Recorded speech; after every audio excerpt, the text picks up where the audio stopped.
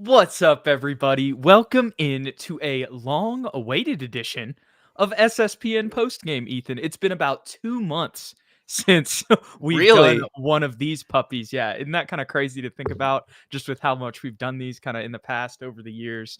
Obviously, we've had our own stuff going on, but we do have a game to break down today, and that is the San Antonio Spurs against the Los Angeles Clippers. But while that may have been the Spurs game that happened today, Ethan, that may not be the biggest thing in Spurs news as of right now, as that is probably De'Aaron Fox's number one preferred destination, being the San Antonio Spurs, probably being the biggest thing in Spurs news as of right now, my guys. So we will be talking about that tonight because obviously that is just huge, but we don't want to jump all over the place. So we're going to break down this game, and then afterwards, we'll go ahead and break down all of the De'Aaron Fox news. But of course, Ethan, the Spurs fell to the Los Angeles Clippers 128-116 in this one tonight. I'm about to pull up the box score, and I'm sure we'll kind of break this down quarter by quarter. But what were your overall thoughts on this one, just to dish it to you? To be honest, Jude, I really thought we were going to win this game for a majority of it. Uh-huh. It really wasn't until that fourth quarter where things really are turned around for the Clippers. They got really hot. It felt like the rotations were a little strange to me, Jude. I don't know the exact, Mm-hmm. structure of who was playing at what time, but I felt like Chris Paul should have come in a lot sooner. It felt like our offense really stagnated in that fourth quarter, and we weren't being as physical and intense defensively. I know those aren't things we can truly measure, and if you really look at the box score, like Mm-hmm. the Clippers had more turnovers. Rebounding wise, they destroyed us, and that was a big thing the entire time as well. Zubats had 22 boards. And really, throughout all four quarters, extra possessions were a problem for the Spurs. And maybe that Yeah. contributes to the momentum thing that became an issue late in the game. The Clippers certainly ramped it up as the game went on, and the Spurs, it felt like, just kind of died off. But with all that being said, first three quarters, Jude, it felt positive in a lot of different ways.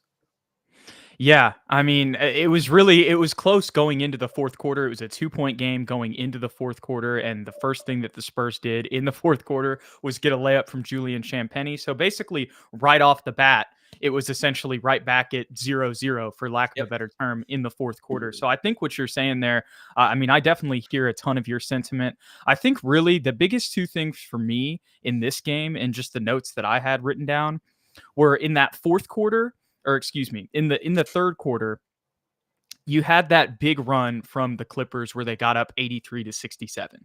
And that's Mhm. when we had to call a timeout. Um, and it was huge with the way that we were able to respond. There was a 5-0 run from Wemby, just Mhm. himself, with a layup as well as a three-pointer out of that timeout. There was a crazy sequence back to back with like multiple different blocks from Wemby, a ton of different transition opportunities. It felt like both teams couldn't get the lid off of the basket, but that ended up propelling the Spurs to a 20-4 run overall to end the fourth quarter, which really got them back into things. So that was another huge moment for me in this one. That kind of run that the Clippers had to get up 83-67, and then our 20-4 run in response to get back into the game.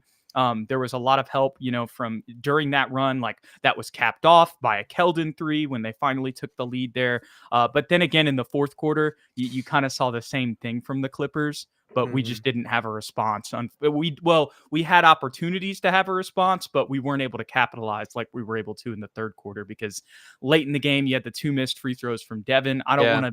I don't want to completely highlight that because he was actually a bright spot for the Spurs tonight, and I think played pretty well. Obviously, other than the untimeliness of those misses. And then also the possession after that, where Jeremy kind of hesitated in the left corner, thought about Mhm. taking it, faked a pass, and then didn't want to turn it over, and then kind of threw a late pass to Wemby, and then Wemby was kind of just throwing it up, thinking he was going to get a foul, but it didn't get called, so then it just clanked off the rim. Right. So like the late game execution there after, the Clippers were kind of able to have another similar run that they did in the third quarter, late in the fourth. That was really the moment that stood out for me, man, because like you said, it was pretty much shot for shot for the most part in this game, going other than those two runs that I mentioned for both of these teams. We were down 5 in going into halftime, and you could say maybe the Clippers had a little bit of a mini run in the second quarter as well. But otherwise, again, man, like what we were saying, pretty dead even. And when you consider too that the Clippers are the second ranked defensive team in the league, you got to give us some credit there, for going shot for shot with them. Obviously, us defensively, there's some things that we could do better, but there were also just some shots that Kawhi Leonard made tonight that there really was nothing more that you could have done. Same thing with Norman Powell. He really started going off later in the game, and I feel like that's the guy on the Clippers that you forget about, Ethan, is Norman Powell. Yeah, for sure. A lot of credit is given to the Clippers for all the reasons that you said, and then also just the rebounding factor. 17-7 on offensive rebounds, they won that advantage. And as I listen to you speak, the overarching thing for me, Jude, this entire game, we just need a big off the bench. Mm-hmm. We just desperately need a big off the bench because honestly, Trey Jones, great game. Keldon Johnson, great game. Jeremy Sohan, not a great game, but some solid moments from him as well. But he's 6'8", 6'9". Think of the context. He's not going to be able to play a backup center in this matchup. And so when the Clippers only shoot 24 threes, we shot 42 threes. Mm-hmm. But what kept them in it is the paint patrolman Ivica Zubac, who just has our number, especially when our bench unit comes in and Victor hits the bench. It's difficult to watch when you aren't able to just compete on a basic level like that. Yeah, I mean, I think that's a very good point as well. Not to just completely agree with you there, but I mean, when you look at the stat sheet and you see 21 and 22, and I'll just be completely honest with you, Ethan. I have Ivica Zubac on my fantasy team, and each week we get to choose the game that they play, like that counts for our team. And I chose against the Spurs because I felt like something was like Smart. this was going to happen.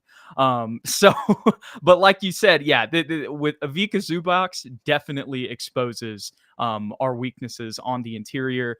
Now it's obvious that Zach Collins has been phased out of the lineup, and even on nights like this would have been a night that I would have liked to see Charles Bassey, but we're kind of rolling with this Jeremy as the backup 5 thing, and I know that did have some success in the first game in Indiana or against Indiana in Paris. And we've seen some other nights where that's had some success. And I do understand it to some extent because sometimes it may feel like a Zach Collins or a Charles Bassey may be unplayable depending on the matchup. But I think a lot of it just has to do with, unfortunately, both of those guys to an extent, even Charles, as much as we've harped on him, kind of being phased out of the rotations. Yeah. Difficult. You know who we need? Who? Dominic Barlow. That would solve all of our issues right now. If we had a versatile wing or versatile big that eats space, Jude, remember that take? Yeah. He eats space. Oh my God. A space eater. He attacks we'd be unbeatable. He attacks space. Yeah, exactly. His off-ball movement. Blaze Gill says, "Our big is at Duke."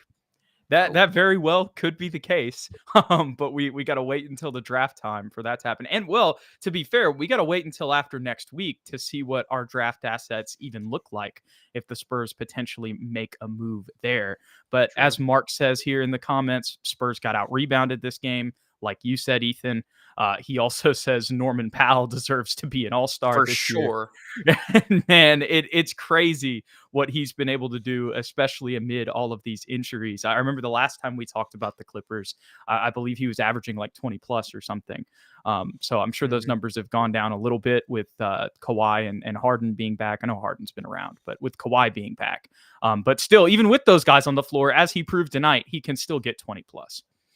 They're still finding ways to screw me, though, Jude. I was 1 point rebound or assist from James Harden away, as well as 1 3 away from Norman Powell for hitting my parlay, and they screwed me over. No. So they hurt me in more ways than one. But you just mentioned Kawhi Leonard. Props to him. This was A1 Kawhi Leonard game right here. Like I was watching him in the first half, Jude, and I literally said to myself, if he wasn't injury ridden, he'd have a chance of being the number 1 player in the league for sure. Yeah, man. That's a whole. I don't want to make this whole episode just about like Kawhi reminiscing, so sad. but Kawhi is.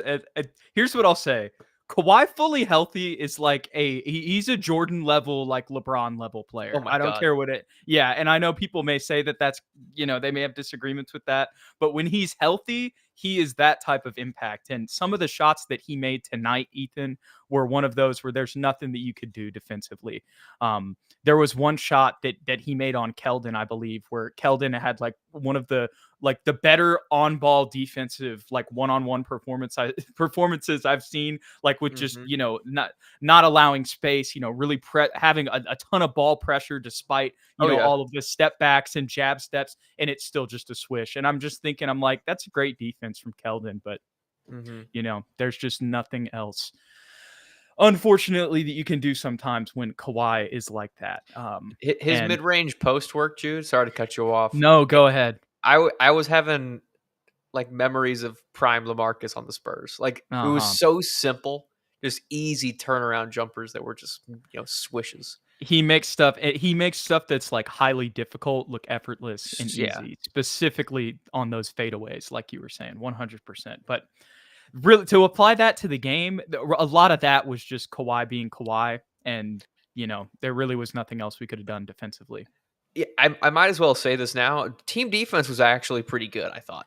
Eh, Like overall, I thought Stefan played great perimeter defense on James Harden and Norman Powell. Same from Jeremy Sohan, Uh-huh. Julian Champagny, even Keldon. Like you just mentioned, the moment he had on Kawhi, that was perfect defense.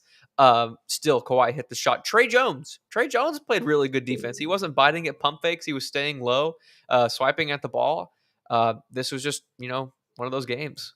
Dude, look at that. Remember that sequence from Jeremy when we were during that 20-4 run in the third quarter when he had, or well, the first wasn't really a steal, but on the stat sheet, it'll count as two straight steals against James Harden when he's taking it up the floor that were four straight points Yes. for us in the midst of that run that was huge. Like that's an example of our defense getting us back in the game after we were down 15. But again, as I mentioned at the beginning of the show, in crunch time, as much as it was even for the majority of the game, and the one time that we got down, we fought back. In crunch time, unfortunately, we just faltered when it came to turnovers. Like we said, the missed free throws. Really, what it came down to was just late when it came to last 5 minutes execution. They executed more than we did. We had more mistakes than they did. And it wasn't even, there were some good things in that last 5 minutes as well, but the Mhm. mistakes that did happen were the difference. So as much as this was a loss, and I don't mean to sit on here and always come on and be like, oh, well, it's no big deal if we're losing, because that late game execution that we just saw, that's the thing that needs to improve for this team to continue to ascend and take the next step. Like this was an example of that one area where again it's like we're fighting, we're with them till the end, and then at the end we just make a mistake, shoot ourselves in the foot to lose it. Like that's the sentiment that we've been trying to fight off. Mhm. But still, there again, in years past, we don't even get back into the game in the fourth quarter. So there's some growth that you also saw tonight as well. So Right. this wasn't like one where I'm like super mad, because again, it really just came down to that fourth quarter. If we're turning the ball over looking sloppy the entire game, I'd be a lot more frustrated. But there's going to be some decisions that the Spurs have to make soon, not to bury the lead and spoil what we're talking about later, that I think could potentially help out in games like this. Hmm. No, yeah, well said, Jude. Any final thoughts on this one, man, and maybe like, not being like super outraged on this one as much as it was a tough loss. Oh, look at that. Yes, sorry. Winky walking past the camera. He's been knocking something around in the kitchen this entire time. That's why I keep looking that way. You're good. No, final thoughts, man. It was competitive. There was a lot of positive moments. Don't let the final score, deter you from going back and watching some footage, because really, KJ played great downhill basketball defense from the rest of the team. Devin, solid game. This is what we expect. And then Wemby being Wemby. It's just, like you said, execution, which continues to harp us like it has all season long. Yeah, yeah. I guess what I'm trying to say is I feel like there's just other losses this year that have frustrated me more than this one, as Agreed. much as this one sucked. But again, going back to the Kawhi point, like a lot of it was just there's insane players that are further along in our careers than or further along in their careers than our roster, just making insane plays like a Harden or a Kawhi. But Right. we got some comments in here too. So before we get to the next part of the show, I want to get to some of those. So Cowboy Tanaka says Trey Jones, though, he's really earning his minutes. He did have a solid game, 2 back-to-back layups that were huge kind of down the stretch for momentum. He also says he's going to be great for the Kings with a winky face. And Blaze Gill says, "Do y'all think there is a 3-team trade where we get Fox, but we can keep all of our young core and give up Collins, Blake, Malachi, and picks?" Here, we're gonna punt that question because we're gonna go into that in the next segment here. But I saw another question here, so we'll get to that in a second, Blaze. And then Mace says, "Hey fellas, good to see y'all doing some post game content again. We're glad to be back. It's been too long. Why do y'all think Mitch is tightening the rotations?" So I kind of talked about that just a little while ago before you got in here, Mace. But honestly, my objective take on it, just my gut feeling, is that we've phased Charles Bassey and Zach Collins out of the rotation because they're eventually going to get replaced. And yeah, so that we're running Jeremy at the backup center for right now because that's the best option we have. That's my read on it. What do you think, Ethan? I would agree with that. I'm pretty sure Mitch Johnson said in a press conference that Jeremy will be coming off the bench for the foreseeable future. So it sounds like that's the kind of, at least the short-term fix at backup center. And now does that mean we're making a move at the deadline that will bring someone else in to remedy that? Possibly. But I do think it's just about Zach and Charles are no longer a part of the long-term strategy on the bench rotation. And honestly, this is kind of a sign to me that we're trying to win games. We're trying to be competitive and have some continuity. Right. So in that sense, it's positive. Yeah, and the other thing that you can add to that too is Jeremy coming off the bench allows Stephon to be in the starting lineup, Yep. which is where he's excelled. Another 20-point game from him tonight that we didn't really harp on too much. So that's another kind of pro of it. As we eventually, I still think the plan is to acquire somebody else off the bench in the big that would help in games like tonight, Ethan. Right, because it's hard to have Stephon and Jeremy starting together because neither can shoot really. Yeah, and Blaze Gill says his 4 blocks of back-to-back was too wild, 100%. That was probably the highlight of the game for me from Victor. Yep. Mark says that Pop will come back next month. I know a lot of times Mark will pop in here and give us some tidbits that he's seen, so maybe that was announced somewhere. I don't know that for a fact, but you can help us out as well in the comments, Mark. But if that is the case, that's awesome. Obviously, we'd love to have Pop back whenever his health is ready to go. All right. Cowboy says Jeremy showed nice handles and assists today. The center Sohan experiment may work next year. Depending on the matchup, it can definitely work. But I think tonight, as Ethan kind of harped on, was a great example of how sometimes, it doesn't work. And so, he definitely did. I know what you're saying, though, on the first part where you talked about the handles and the assists. He definitely did bring the ball up the court. There were times, where Wemby was on the floor and he was bringing the ball up the floor. So you get to see shades and flashes of Jeremy's decision-making and passing for sure if you're paying attention. Another comment on that. Mark says point Sohan, power forward Sohan, and small ball center Jeremy. He's going to play all positions at this point in his career. It's kind of reminiscent of old KJ. Remember, he came in as a 2, played the 4, then transitioned to the 3, and then now he kind of plays small ball 4 sometimes. Like he's playing all kinds now of he's full circle. He's back to, as a 3 or 2. Yeah, pretty much. Oh, that was a good point. Okay, here are the reports that he says. He says there are reports that say Pop will come back in February. He was seen at Spurs practice recently. Okay, that's definitely something we'll keep our eye on. And I know kind of since Pop released the statement, that definitely gave me some optimism that, he would be back in the near future, whether that was a month or 2. Watch Pop come back and just immediately be like, I don't know why we're not starting Zach Collins. This is the center of the future, guys. Immediately comes back, Zach Collins 30 minutes. What have we been doing? Exactly.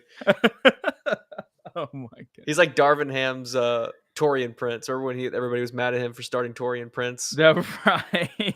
This is Zach is Pop's version of that. It's gonna be Champagne, actually. Champagne. He's gonna come back and put him back in. I like that. But what you guys are probably more excited for, other than the recap of this Clippers game, is of course the news that De'Aaron Fox's number one preferred trade destination. Well, first of all, the Spurs are, or excuse me, the Kings are exploring trading De'Aaron Fox. They're really prioritizing it as their contract extension discussions have kind of stalled with De'Aaron kind of not. Well, before the season, he said that I wanted to see, where where the organization was going to go. Was their ceiling going to be a championship ceiling? Is it going to Right. be a championship level contender? And then now that we're here at this point, as those discussions have gone on, behind closed doors and not in the public, it's became clear that he just wants a trade. And according to all reporting from Shams Charania, as well as guys like Chris Haynes, all of the big NBA reporters, they have been basically reporting that anywhere else is a rental. That is what Shams Charania said Mm. today specifically, and that De'Aaron Fox, who is a Texas native, essentially has a plan that he wants to come to San Antonio, whether that's through free agency or via a trade, and that he'll even potentially force his way there. So that's where we're at. That happened yesterday while I was at work. And it's a weird place to be in for the Spurs, but it's also, something that makes me super excited. But it was definitely something where when I saw that, it made me happy. But just with the mind frame that we've been in over the past couple of seasons, it's kind of hard to just like get back into that. Okay, wow, like we could get an all-star coming to our team, and then we have to think about the team in that mindset. Like that's kind of what I've been trying to juggle in my brain so far. Obviously, nothing has happened, and we will say as a caveat, nothing is for certain. But the one thing that does seem certain is that De'Aaron Fox wants to come to the Spurs, however that may be. What are your thoughts on this whole situation? It's exciting for sure. It's unusual to have the San Antonio Spurs in these kind of discussions as a preferred destination for an all-star level player such as this. This is what we've been talking about since we drafted Victor, bringing in an Hmm. all-star caliber point guard to play alongside him. And when would that be? Who would it be? I like the fit with De'Aaron Fox. My concern is if he's wanting to come to San Antonio anyway, does it behoove us to just not trade for him, wait another year, develop, draft, use our draft capital, um, and then in 2026 free agency, just bring him in then and make the trades necessary to make the money work? Like if that is his end goal, then we should try that. And not to be the history buff and the NBA nerd Yeah. here, but the same thing kind of happened with the Denver Nuggets back in the day with Carmelo Anthony, who wanted to go to New York and he was Hmm. demanding a trade. So New York had to give up a lot of their young core and draft capital to get him. When he ultimately could have just come to New York the following offseason as a free agent. And obviously, we all know what happened in New York Knicks after that. So that's my only concern, Jude. Um, but if we're able to give up minimal talent, and I'm Yeah. saying I don't want to trade Jeremy Sohan, I don't want to trade Stephon Castle, and I don't want to trade Devin Vassell. If we don't have to lose those three guys, then I think we do have to consider the trade. Yeah. I mean, I think you have to consider it regardless. And key word is consider. Just because of the fact that, like you have an all-star level point guard that's like, hey, I True. want to come play for you specifically. I don't want to play for Good point. anybody else. I want to play for the Spurs. So, I mean, that also is another thing that it almost like I feel like it isn't even real that we're having this discussion. Mm, Like because it's just even like when we grew up in the Spurs dynasty, LaMarcus Aldridge was the biggest name free agent, or him and Steven Jackson. Maybe you could throw in Richard Jefferson. I mean, those are the three biggest free yeah. agent names that came to San Antonio. And obviously, this would potentially, be through a trade as well. But to your point, like you said, which I think is, you tweeted about this, and I think this is a really good point in this discussion. If De'Aaron Fox wants to force his way here, and Shams Charania is saying from his reporting that anywhere else is a rental, like he is zeroed in on coming here, and their reporting is accurate, then why would you, trade these assets? Or at the least, you got to use all the leverage you have because Hmm. these other teams, if they know it's just a rental, they're not going to want to trade for him as much. So in the negotiations, you got to be like, look, we know we're your only suitor. we're not, these guys are off the table for us. So you can either get some of our picks, you can either get some assets from us, or you can get nothing from us, and we're going to get them regardless. You know what I mean? So that's just something you got to keep in mind in the discussions. I don't remember which year it was, but we do own a Sacramento Kings draft pick, first round pick. So that is Go ahead. that is some ammunition we could definitely hang over their heads if we want to limit just the depending on where Sacramento is. It sounds like they want to win now, so they're going to want guys that can help them, even if they do lose De'Aaron. I just don't think the Spurs have anything to offer though that puts them any higher than they are right now. Jude. Yeah, I mean, you're right. Well, on that aspect, the only thing that we would have that would like elevate the Kings, especially if they're losing De'Aaron, would be Victor, and obviously that's not happening. But I think the Kings are going to be approaching this from a place where they're kind of like they understand that they're going to have to take a step back to move forward. Yeah, in order to get rid, like if they're getting rid of De'Aaron Fox, like they're in a different situation. As much as they still have, the other core around them, and that kind of gets to the root of the question, which is probably who the trade is going to be surrounded by. But before we get to that, this is what I laughed at earlier. Mark says we need to trade the Coyote for Fox straight up. Oh, that'd be a good. Look, it would be sad, but I feel like that would be the best deal. No. That's pretty good. Social media team would have fun with that. That 100%. In here. So actually, let me pull these up, or let me get these over here, Ethan. But I have 2 screenshots from ESPN front office reporter Bobby Marks that he has for the Spurs whenever it comes to trade scenarios. The other one we probably don't need to talk about that much. I love how Winky's just chilling, dude. He wants to be in the shot, man, like for sure. Okay. So he actually he is in Winky. No. Bobby Winky Marks reports. Marks had Mox. That was the New York accent. He had 2 different trade ideas here, and one wasn't involving the Kings, so I won't pull that up. It was actually involving Brandon Ingram. In the Spurs trading for him, wow. which I thought was interesting. But this is the trade that he has for the Spurs and the Sacramento Kings potentially. And he has it involving Stephon Castle, Keldon Johnson, and then 3 first-round picks that are ours. That are not ours, that we have the rights to for De'Aaron Fox. So essentially that would be 3 different picks that aren't ours, that are for Atlanta and Chicago, as you can see, and then Stephon and Keldon Johnson. The reason I bring that up, I'm not saying like that's the trade that I would want to do. I'm just saying I do think that any trade discussion with De'Aaron Fox probably surrounds Stephon Castle. I'm not doing it with Stephon if I'm the Spurs. Really? I'm not. Even if you got to keep everybody else? Correct. Okay. Here's the max offer I would go with, Jude. Do you want to hear my version? Mm-hmm. I would trade Keldon Johnson, Trey Jones, Malachi Branham, and those 3 picks that you just had on the screen. And we might even swap one of them out just to give them back their like 2030 Sacramento pick. Because at that point, they'll probably be tanking again. Mm-hmm. That's the most I do. And that's even being generous. I would rather go down to 2 first-round picks, but I have a feeling that without including Stephon, it's going to cost 3. And they might even push for 4. I'm not doing 4, and I'm definitely not including Steph.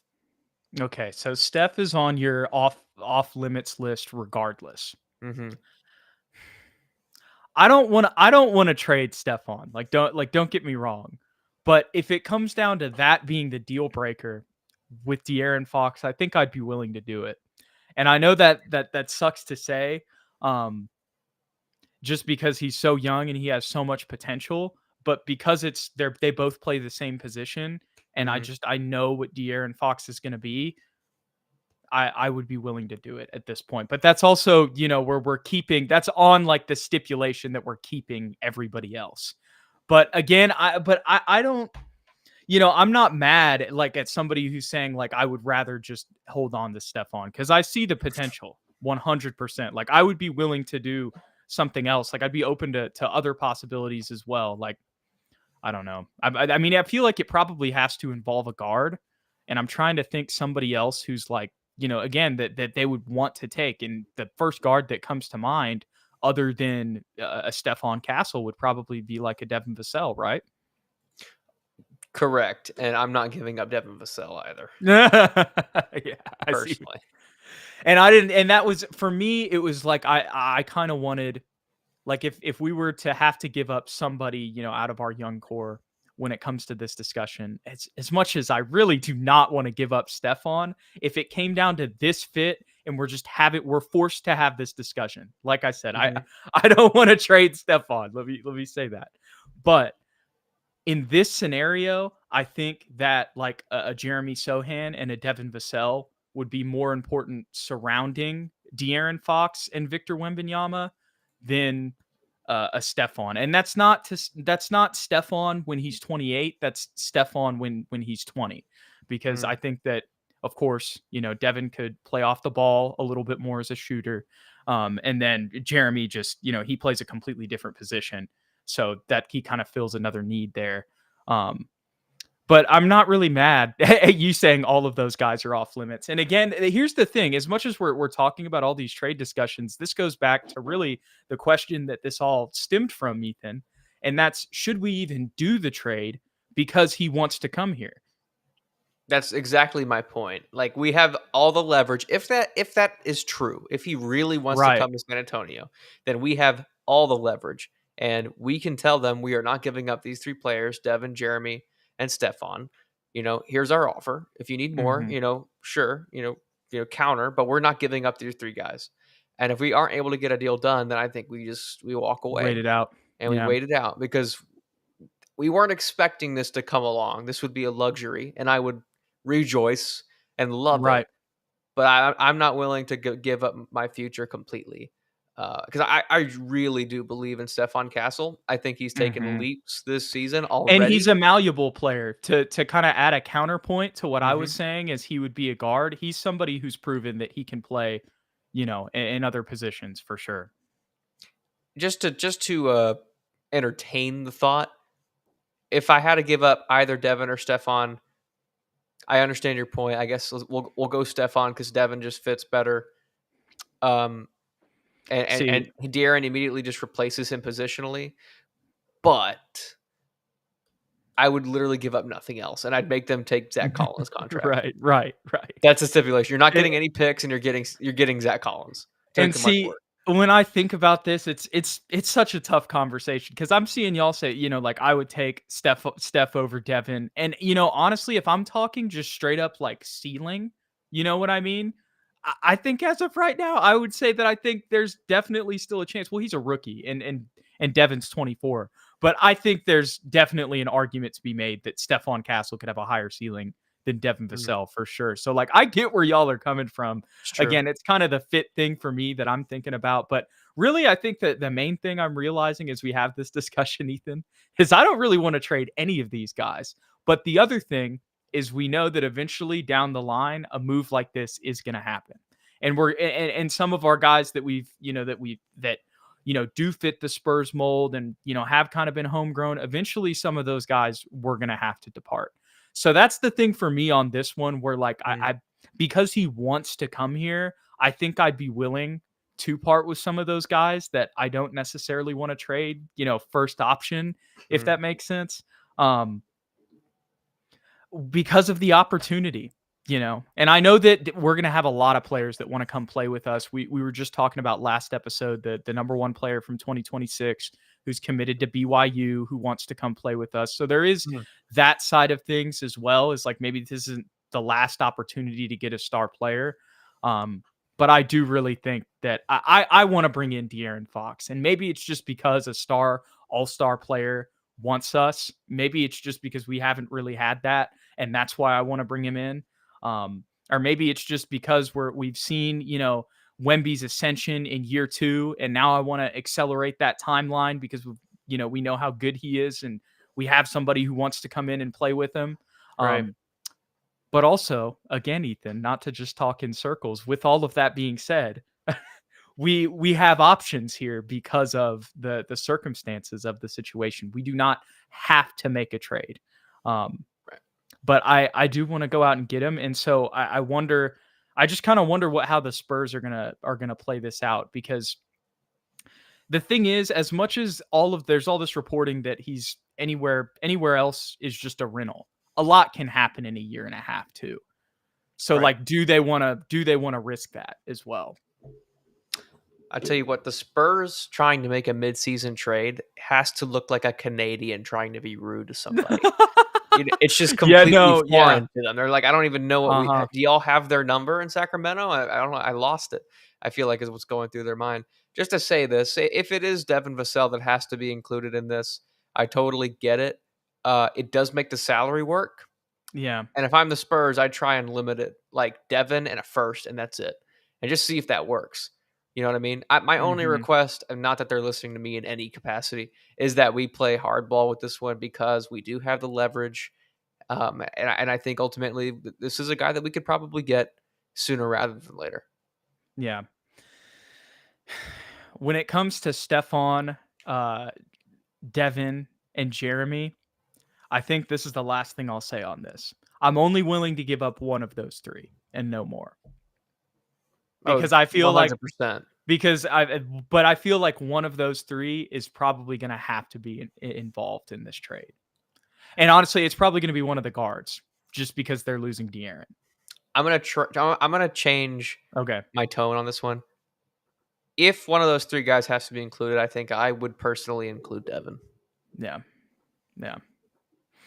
That's what a lot of people are saying in the comments, man. And as much as I said Stephon earlier, the more that we've talked in this conversation, the more that I'm re-asking myself this question.